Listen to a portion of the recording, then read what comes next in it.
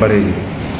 آقا صلی اللہ علیہ وسلم کی حدیث ہے، فرماتے ہیں ستفترق امتی 73 فرقۃ کلہم فی النار الا واحدہ، جس کا ترجمہ ہے کہ یہ امت 73 فرقے ہو جائے گی، ایک فرقہ جنتی ہوگا، باقی سب جہنمی ہوں گے۔ یہ نبی پاک صلی اللہ علیہ وسلم کی حدیث ہے۔ جس مجلس میں آقا صلی اللہ علیہ وسلم نے یہ بیان فرمایا تو صحابہ بیٹھے ہوئے تھے، تو صحابہ نے عرض کیا من ہم یا رسول اللہ صلی اللہ علیہ وسلم، یعنی اے اللہ کے نبی وہ جو جنتی فرقہ ہوگا وہ کون ہے؟ اچھا، ایک حکمت کی بات اس میں یہ ہے کہ صحابہ نے ان سب کے بارے میں تفصیل سے نہیں پوچھا کہ جہنم میں کتنے جائیں گے اور کون کون جائیں گے، بلکہ صرف یہ پوچھا کہ حق پر کون ہے، یعنی جو جنتی فرقہ ہے وہ کون ہے؟ تو آقا صلی اللہ علیہ وسلم نے فرمایا ما انا علیہ و صحابی، یعنی جس پر میں ہوں اور میرے صحابہ ہیں، یعنی جس راستے پر میں ہوں اور میرے صحابہ جس راستے پر ہیں، اس راستے پر جو بھی چلے گا وہ جنت میں جائے گا۔ اور ایک دوسری روایت میں فرمایا ہم الجماعت، یعنی وہ ایک جماعت ہے، یعنی اہل سنت و جماعت کہہ لیجیے۔ اچھا، یعنی مسلمانوں کا بڑا گروہ ہے جسے سواد اعظم فرمایا، اور فرمایا کہ جو اس سے الگ ہوا جہنم میں الگ ہوا، اسی وجہ سے اسے ناجی فرقہ کا نام اہل سنت و جماعت رکھ دیا گیا۔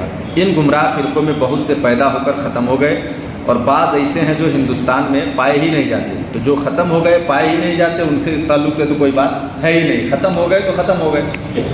جو اس ہندوستان میں ہیں مختصراً ان کے بارے میں بتایا جائے گا۔ اس کے بارے میں پہلے ایک آقا صلی اللہ علیہ وسلم کی حدیث سن لیں۔ پیارے آقا فرماتے ہیں ایاکم و ایاہم لا یضلونکم ولا یفتنونکم، اس کا مطلب یہ ہوگا اپنے کو ان سے دور رکھو اور انہیں اپنے سے دور رکھو، کہیں وہ تمہیں گمراہ نہ کر دیں، کہیں وہ تم کو فتنے میں نہ ڈال دیں۔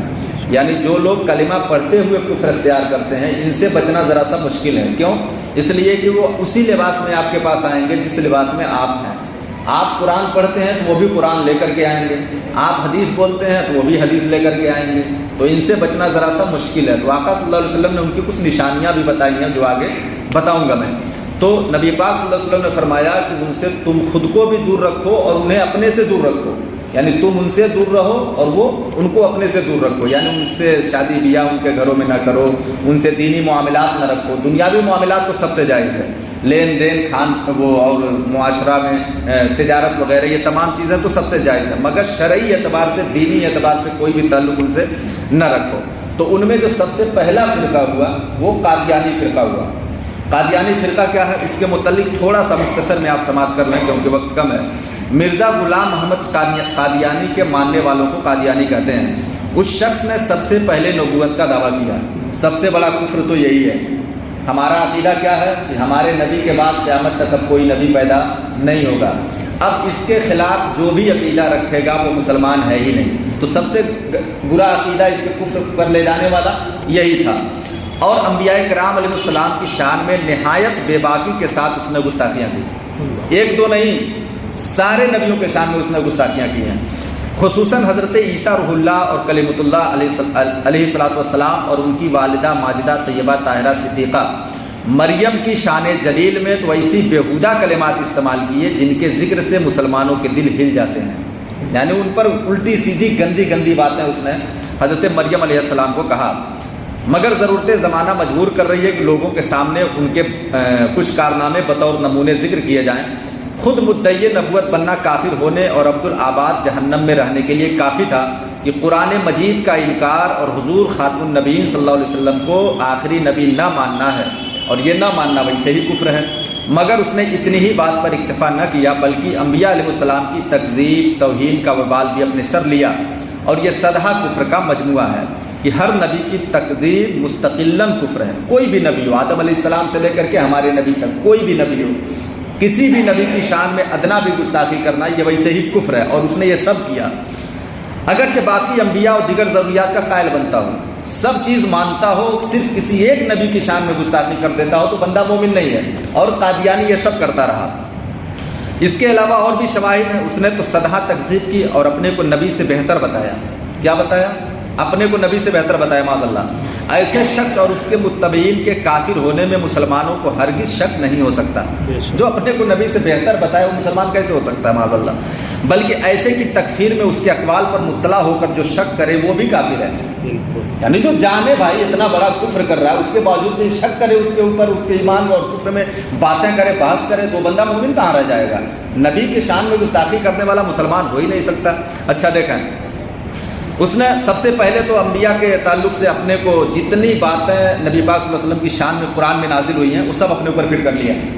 اپنے ماننے والوں کے بیچ میں کیا رائج کیا کہ وما ارسلناک الا رحمۃ للعالمین نبی کے لیے نازل ہوا، اس نے اٹھا کے اپنے اوپر فٹ کر لیا کہ اللہ نے میرے لیے نازل کیا معاذ اللہ۔ شاہدا و مبشرا و نذیرا والی آیت کریمہ نبی کے لیے نازل ہوا، اٹھا کے اپنے اوپر فٹ کر لیا کہ اللہ نے میرے لیے نازل کیا۔ بتائیے قرآن کو اپنے لیے بتا رہا ہو تو سب سے بڑا کفر تو یہ بھی ہو گیا کہ قرآن کو اپنے لیے بتا رہا ہے۔ اس کے علاوہ اس نے کیا کہا کہ اللہ ہم سے فرماتا ہے کہ اے غلام محمد تو میری اولاد کی جگہ ہے، معاذ اللہ، معاذ اللہ کہیے آپ، استغفر اللہ، اولاد کی جگہ ہے، تو مجھ سے اور میں تجھ سے ہوں۔ اب بتائیے اللہ اس سے، اللہ بیٹے بیٹی سے پاک ہے اور یہ کیا بول رہا ہے کہ اللہ مجھے کہہ رہا ہے کہ تو میری اولاد کی جگہ پہ ہے، تو بتائیے ایسا بندہ مسلمان کیسے ہو سکتا؟ اور جو اس کو مانے وہ کیسے مسلمان ہو سکتا؟ اور یہ جانتے ہوئے جو اسے مسلمان کہے وہ بھی کیسے مسلمان ہو سکتا؟ یہ گندے اس کے عقیدے ہیں۔ رسول اللہ صلی اللہ علیہ وسلم کے الہام اور وحی میں بولا اس نے کہ غلطی نکلتی تھی معاذ اللہ۔ جب نبی کے اوپر جو وحی اللہ بھیج رہا ہے وہ غلطی ہو سکتی ہے تو پورا قرآن تو وہی ہے، پھر قرآن ہی غلط ہو گیا معاذ اللہ۔ تو پھر اس کا عقیدہ کیا تھا کہ وحی اور الہام جو نبی پر آتے تھے وہ سب بھی غلط ہیں۔ حضرت موسیٰ کی پیشن گوئیاں بھی اس صورت پر ظاہر پذیر نہیں ہوئی جس صورت پر حضرت موسیٰ نے اپنے دل میں امید باندھی تھی۔ یہ بھی بات اس نے اپنے عقیدے میں بیان کیا کہ جو موسیٰ علیہ السلام دل میں سوچتے تھے اللہ تبارک و تعالیٰ اس طرح کا وحی نازل نہیں فرماتا تھا معاذ اللہ۔ یہ بھی اس کا کفر کا عقیدہ ہے۔ اس طرح سے اس کے سینکڑوں عقیدے ہیں۔ ایک وقت میں 400 انبیاء کرام پہ تہمت لگایا ہے۔ کتنے؟ 400۔ تو آپ بتائیں، یہ تو بہت عقیدے اس کے گندے ہیں، اتنا بیان نہیں کر پاؤں گا میں، بس اتنا جان لیں کہ اتنے گندے گندے اس کے عقیدے ہیں جو ابھی چند میں نے بیان کیے۔ ان عقیدوں کے بنیاد پر کوئی بھی بندہ مسلمان نہیں رہ جاتا۔ اب کوئی شخص ایسے بندے کے بارے میں یا اس کے ماننے والوں کے بارے میں نرم گوشہ رکھے اور ان کو کافر نہ کہے اور کافر نہ سمجھے تو وہ بندہ بھی مسلمان نہیں رہ جاتا۔ تو اس لیے جو میں نے کل پرسوں میں عقیدے کے طور پہ بتایا تھا کہ کافر کو کافر نہ کہنا بھی کفر ہے، وہ یہی بات تھی، وہ یہی بات تھی۔ جو اتنا بڑا کافر ہو، اللہ کی شان میں گستاخی کرے، سینکڑوں نبیوں کی شان میں گستاخی کرے، قرآن پاک کو جھوٹا بتلائے، نبی پر عائد ہونے والی، نبی کی شان میں نازل ہونے والی آیتوں کو اپنے اوپر فٹ بتا دے، اپنے کو اللہ کا بیٹا کہے معاذ اللہ، وہ بندہ مسلمان کیسے ہو سکتا ہے؟ تو نہ وہ مسلمان ہے، نہ اس کے ماننے والے مسلمان ہیں، نہ ان کو اچھا کہنے والے مسلمان ہیں۔ تو یہ عقیدہ ہمارا اور آپ کا ہونا چاہیے اور اسے اچھی طرح سے سمجھنا چاہیے۔ مزید فرقوں کے بارے میں بات انشاءاللہ